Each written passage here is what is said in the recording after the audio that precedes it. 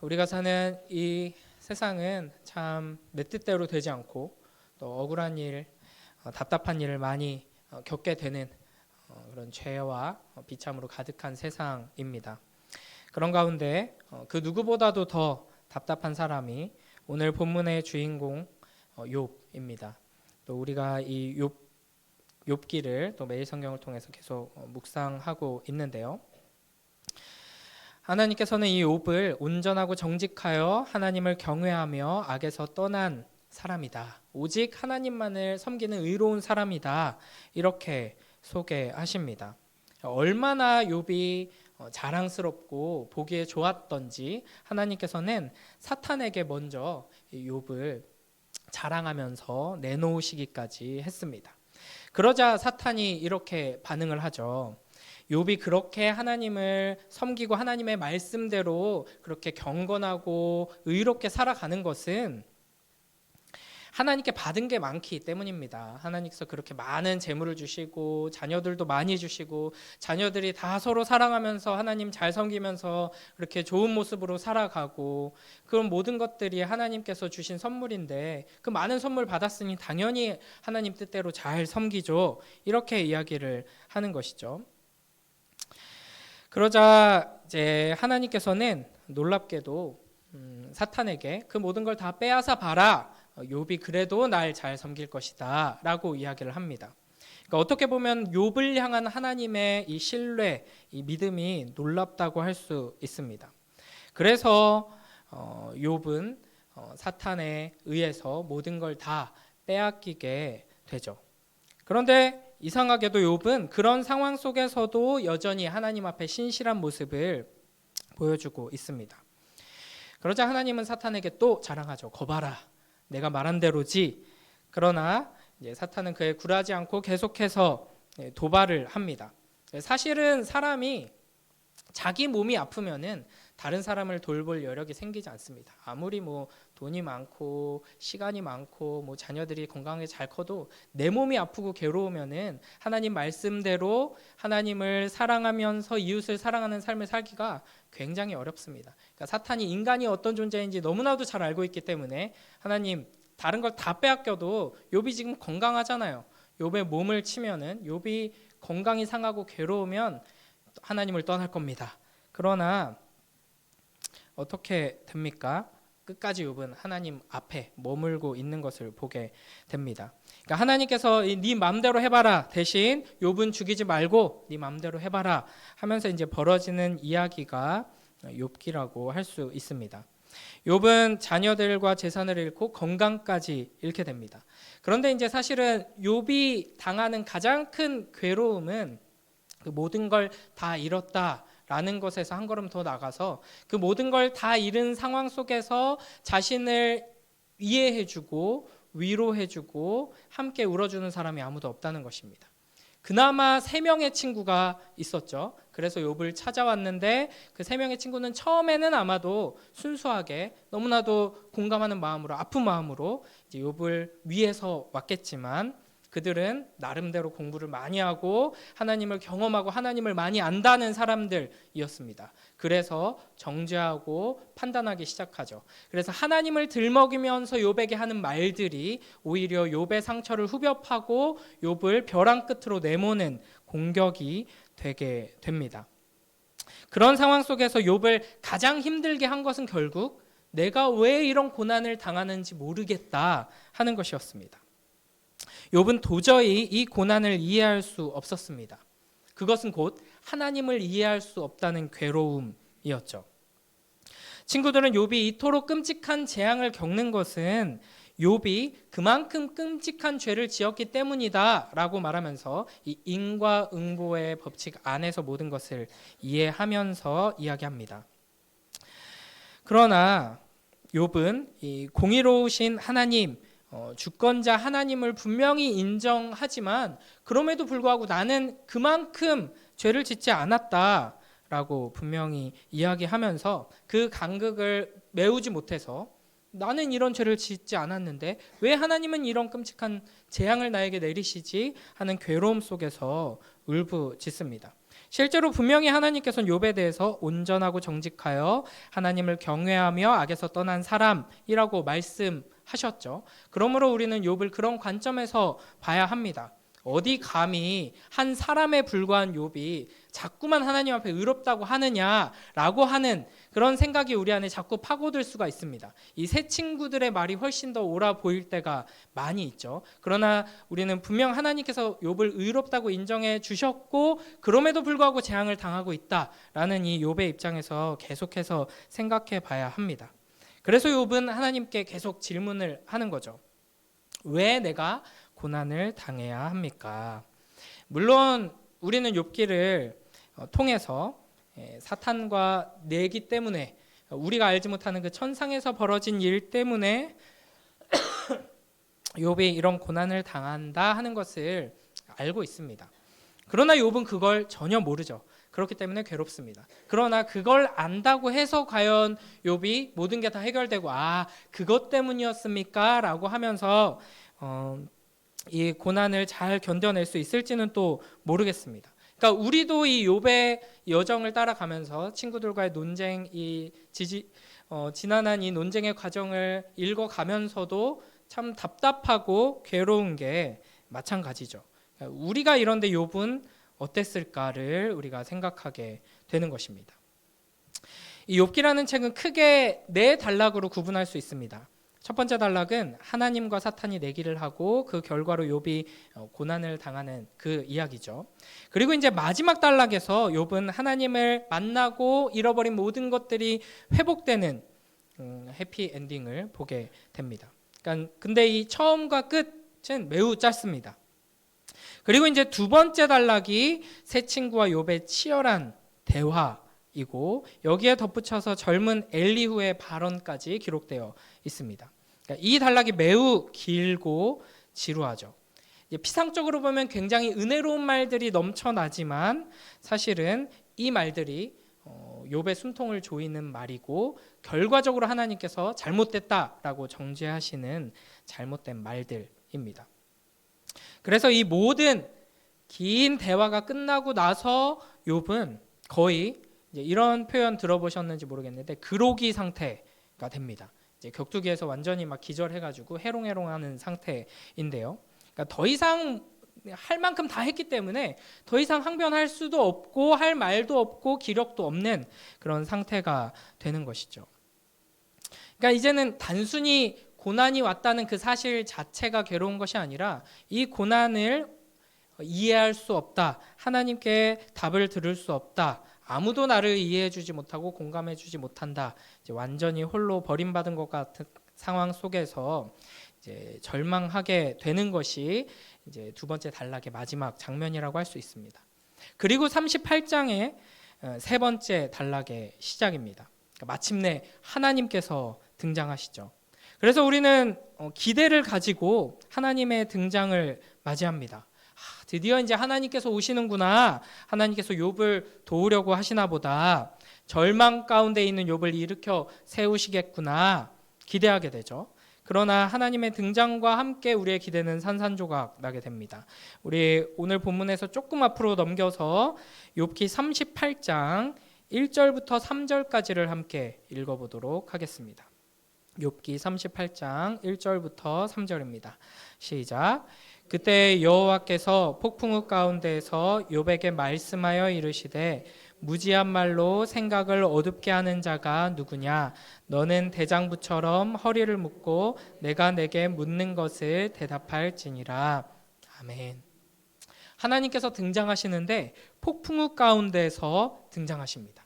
세미한 음성으로 부드럽게 감싸주시면서 위로하시고 눈물을 닦아주시고 손을 잡아 일으켜주시는 그런 하나님이 아니라 폭풍우 가운데서 나타나시는 것이죠.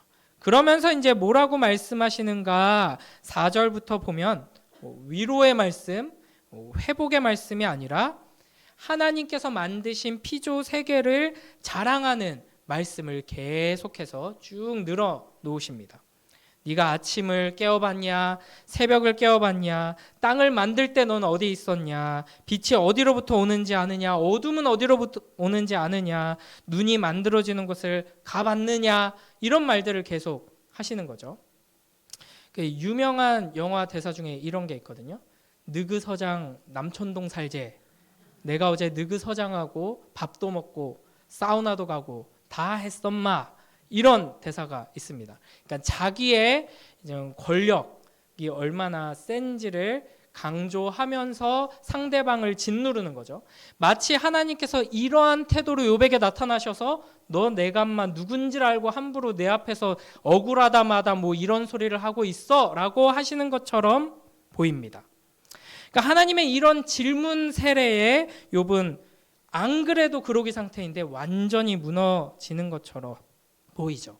아마 초반에 욥 같았으면 이런 하나님의 질문 앞에 저는 당연히 그런 거 모르죠. 보지도 못했죠. 하나님이 창조주이시고 주권자이십니다. 모든 것은 하나님께로 오고 하나님께로 돌아갑니다. 라고 찬양했을지 모릅니다.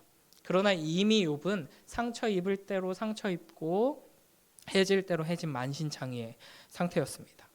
그러니까 이런 상태에서 하나님께서 나타나셨다면 욥의 좀 억울함을 풀어주시고 조금이라도 좀 회복을 시켜 주신 다음에 뭘 가르칠 게 있으면 가르치셔야 하는데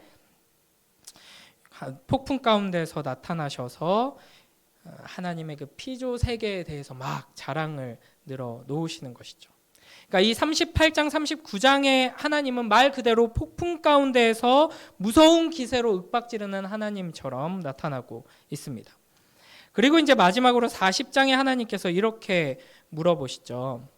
우리 40장 1절부터 5절까지를 한번 읽어보도록 하겠습니다. 40장 1절부터 5절입니다. 시작. 여호와께서 또 욥에게 일러 말씀하시되 트집 잡는 자가 전능자와 다투겠느냐? 하나님을 탓하는 자는 대답할지니라. 욥이 여호와께 대답하여 이르되 보소서 나는 비쳐나오니 무엇이라 주께 대답하리이까? 손으로 내 입을 가릴 뿐이로소이다. 내가 한 번 말하였사온즉 다시는 더 대답하지 아니하겠나이다. 아멘. 그러니까 욥이 계속해서 하나님께 따지고 질문하고 하면서 고소장이라도 써가지고 제대로 내 죄가 뭔지 알려주시고 법정에서 따져봅시다 막 이렇게 외쳤는데 하나님께서 말씀하시는 거죠. 그래, 내가 나타났다. 여기가 법정이다. 자, 변호해봐라. 날 고소해봐라. 라고 윽박지르는 것입니다. 그러니까 요즘 제일 민감한 게 갑질인데 하나님이 갑질 중에 갑질을 지금 욥에게 하는 것처럼 보이죠. 그러니까 이 앞에서 뭐라고 한마디라고 더 했다가는 더 혼날 것 같은 분위기입니다. 그래서 욥은 그냥 차라리 납작 엎드리는 것이죠. 나는 비천한 사람입니다. 손으로 내 입을 가리겠습니다. 그러니까 하나님께서 이 절망 가운데 있는 욥에게 과연 무엇을 하시려는 것인가?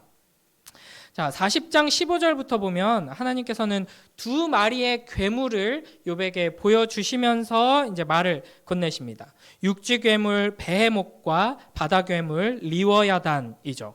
먼저 육지 괴물 베헤못이 뭔가 보면은 40장 16절부터 19절에서 이렇게 이야기합니다.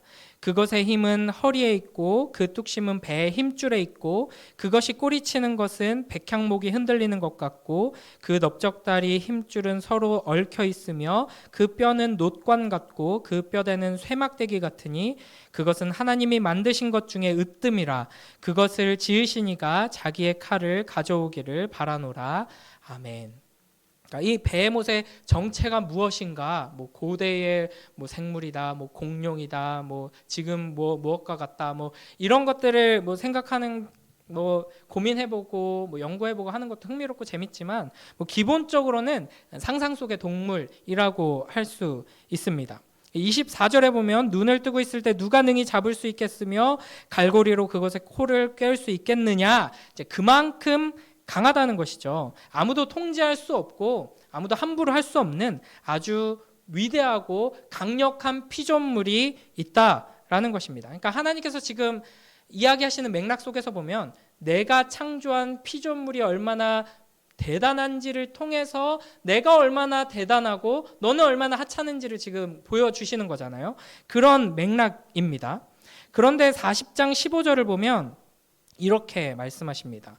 이게 이제 굉장히 중요한데요. 같이 한번 읽어볼까요? 40장 15절 말씀 시작. 소같이 베헤못을 볼지어다 내가 너를 지은 것 같이 그것도 지었느니라. 아멘. 내가 너를 지은 것 같이 그것도 지었느니라. 자, 이 베헤못을 설명하시면서 내가 너를 지은 것처럼 이걸 지었다. 자, 이 표현을 잘 생각하시면서요. 바다괴물 리워야단을 한번 보겠습니다. 41장에 보면 리워야단도 마찬가지로 강하고 무시무시한 괴물 같은 피조물입니다. 이 리워야단에 대한 이야기도 베헤못과 흡사하죠. 41장 2절을 보면 너는 밧줄로 그 코를 꿰을 수 있겠느냐? 갈고리로 아가미를 꿰을 수 있겠느냐? 그리고는 리워야단을 이야기하면서 10절에서 이렇게 말씀하십니다. 아무도 그를 격동시킬 만큼 담대하지 못하거든 누가 내게 감히 대항할 수 있겠느냐라고 말씀하시죠. 그러니까 이 내가 만든 이 피조물들을 봐라. 그걸 네가 뭐 잡고 통제하고 뭐 어떻게 할 수 있느냐? 아무것도 못하지. 이렇게 이제 이야기를 하시는 것이고요. 그러니까 내가 만든 피조물 앞에서도 어쩔 줄 몰라 하면서 감히 나한테 뭐라고 할 수 있겠어? 라고 말씀하시는 것이죠. 하나님이 만드신 이 독특하고 강인한 피조물, 이 두 마리 괴물을 통해서 하나님께서는 하나님의 그 능력을, 그 주권을 강조하십니다. 그런데 이 자랑 속에다가 욥에 대한 말씀을 딱 끼워 넣으신 게 조금 전에 읽었던 40장 15절 말씀인 것이죠. 그러니까 너희들이 보기에도 너무나도 무서워서 너무나도 위대해서 뭐 함부로 할 수 없는 이 괴물, 이 위대한 피조물을 만든 내가 너를 만들었다라는 것입니다. 그러나 너는 내가 더 특별하게 만들었다라고 이야기하는 것입니다. 그러니까 이 괴물마저도 하나님 앞에서는 아무것도 아닙니다. 이 괴물이 아무리 크고 강하고 대단해도 하나님을 어떻게 할 수는 없습니다. 그러나 하나님의 형상으로 지음받은 사람은 하나님 앞에서 따지고 대들고 하나님을 붙들고 늘어지는 존재다라는 것을 이 이야기를 통해서 보여주시는 것이죠. 이런 하나님의 말씀이 41장 33절 34절로 이어집니다. 우리 이것도 한번 같이 읽어보겠습니다. 41장 33절 34절입니다. 시작. 세상에는 그것과 비할 것이 없으니 그것은 두려움이 없는 것으로 지음받았구나. 그것은 모든 높은 자를 내려다보며 모든 교만한 자들에게 군림하는 왕이니라. 아멘.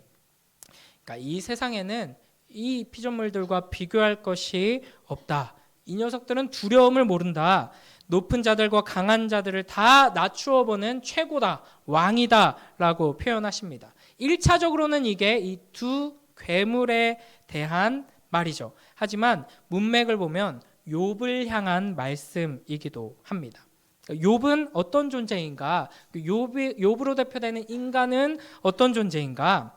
위대하고 강한 존재이다 하는 것이죠. 욥은 경건함과 신실함과 악에서 떠나서 하나님만을 경외하는 이 높은 자들과 강한 자들, 교만한 자들을 압도할 만한 이런 위엄을 가지고 있는 것입니다. 그러니까 이런 맥락에서 자세히 살펴보면 하나님께서는 단순히 욥을 지금 다그치시는 것이 아니라 욥에게 큰 소리로 외치시는 것입니다. 내가 지은 이 세계를 봐라. 내가 지은 이 피조물들을 봐라. 얼마나 놀랍고 아름답고 위대하고 신묘막측하냐. 이 모든 것을 지은 내가 너를 지었다. 네가 어디에서부터 왔는지를 기억해라. 네가 누구를 닮았는지를 기억해라. 네가 누구를 닮아서 지금 내 앞에서 끝까지 나를 붙들고 있었는지를 기억해라 라는 것이죠. 욥, 정신 차려. 네가 돈이 없어서 자녀들이 다 엉망진창이 돼서 네가 지금까지 이룬 모든 것들이 다 사라지고 너의 명예와 너의 의로움, 사람들이 주던 그 칭찬들 다 없어지고 친구도 다 사라지고 그것 때문에 너의 존재가 흔들릴 것이 아니다. 너는 이 모든 위대한 것들을 만든 주권자이자 창조주 여호와 나의 형상으로 지음받은 존재다라는 것을 깨닫게 하시는 것입니다. 38장과 40장에서 하나님께서는 폭풍우 가운데서 나타나셨습니다. 그래서 이 장면을 언뜻 읽으면 욥을 몰아세우는 야속한 하나님처럼 보입니다. 폭풍우라는 이미지도 고난을 당하는 욥에게 엎친 데 덮친 격으로 다가온 또 다른 고난처럼 보입니다. 하지만 폭풍우 가운데에서 나타나신 하나님께서는 오히려 욥이 잃어버린 가장 중요한 것, 욥의 정체성을 일깨우고 계시는 것입니다. 이 세 친구와 이 길고 긴 논쟁, 그 다툼 속에서 욥은 의인이었던 그 스스로의 정체성, 신실하고 악에서 떠나 하나님을 경외하던 그 자신의 정체성이 흔들리고 무너져 버렸던 것입니다. 하나님께서는 이것을 지금 다시 일깨우고 계십니다. 여러분은 우리가 살아가면서 이 땅 가운데서 수많은 고난을 마주하게 됩니다. 아마 저는 평생 살아오면서 뭐 고난이라고 부를 만한 것은 별로 없었습니다 라고 말하는 사람은 거짓말쟁이거나 아니면 굉장히 이상한 사람일 겁니다. 당연합니다. 우리는 크고 작은 고난들을 계속해서 당하게 되고 끝까지 그 고난 가운데서 살아갈 수밖에 없는 운명입니다. 그러나 그 고난 가운데서 우리가 진정으로 잃어버리면 안 되는 것이 무엇인가를 잘 생각해야 합니다. 고난을 통해서 사탄이 우리에게서 뺏어가려는 것은 돈이 아닙니다. 가족과의 관계, 친구와의 관계, 우리가 쌓은 명예, 내가 꿈꾸고 계획해서 노력해서 이루었던 그 무엇이 아닙니다. 사탄이 우리에게 고난을, 하나님께서 허락하신 그 고난들을 이용해서 진정으로 빼앗아 가려는 것은 우리의 정체성입니다. 우리가 하나님의 형상으로 지음받은 하나님의 자녀라는 이 정체성, 예수 그리스도께서 우리의 잃어버린 이 정체성을 회복시키셔서 하나님의 형상으로 우리는 다시 하나님 앞에 서 있다는 이 영광스럽고 아름다운 정체성을 사탄은 고난을 통해 계속해서 흔들고 빼앗아 가려고 합니다. 이것만 흔들리지 않는다면 우리는 모든 것을 다 빼앗겨도 아무것도 잃지 않은 것입니다. 그러므로 우리는 하나님 앞에서 우리의 정체성을 계속해서 붙들고 기억해야 할 것입니다. 내가 하나님의 자녀라는 사실, 내가 하나님의 사랑과 은혜 가운데서 지금껏 살아왔고 지금도 그 하나님의 손에 붙들린 바 되어 있고 하나님께서 이 능력의 손으로 우리를 결국에는 완성시키셔서 영광스러운 하나님의 형상, 마치 하나님과 같은 그 영광으로 우리를 이끄실 것이다 하는 우리의 이 정체성을 끝까지 붙드는 우리 모두가 되길 주님의 이름으로 축복합니다. 욥은 동방의 의인이었고 신실하고 악에서 떠나 하나님만 경외하는 대단한 사람이었습니다. 그가 고난을 통과하면서 잃어버릴 법한 것, 또 친구들과의 이 논쟁을 통해서 사탄이 빼앗아 가려고 했던 것, 그것은 바로 정체성이었습니다. 그러나 하나님께서 폭풍우 가운데 그를 일깨우셨습니다. 폭풍우는 하나님과 함께 온 폭풍우는 욥을 무너뜨리는 고난이 아니었습니다. 오히려 그를 일깨우고 바로 세우는 은혜였습니다. 폭풍우 가운데 오신 주님으로 말미암아 욥은 깨닫게 된 것이죠. 고난 가운데서도 하나님의 은혜와 보호 아래 있었다는 사실을, 또 하나님께서 나를 버리신 것이 아니었음을, 하나님께서 나를 떠나신 것이 아니었음을 깨닫게 되었습니다. 무엇보다도 그 무엇도 나를 하나님과의 사랑에서 끊을 수 없다는 것을 깨닫게 되었습니다. 그래서 욥은 끝자락에서 이렇게 고백합니다. 욥기 42장 5절 6절 말씀, 욥기 42장 5절 6절 말씀 함께 읽겠습니다. 시작. 내가 주께 대하여 귀로 듣기만 하였사오나 이제는 눈으로 주를 배움나이다.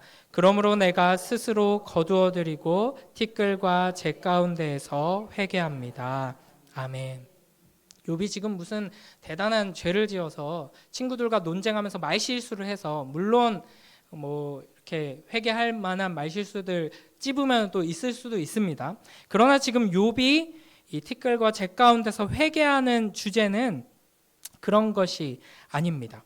그러니까 하나님께서 네가 어떤 존재인지 잊으면 안 된다라고 깨달음을 주셨고, 그 메시지 앞에서 하나님, 제가 저의 정체성을 놓쳤던 것을 회개합니다 라고 나아가고 있는 것이죠.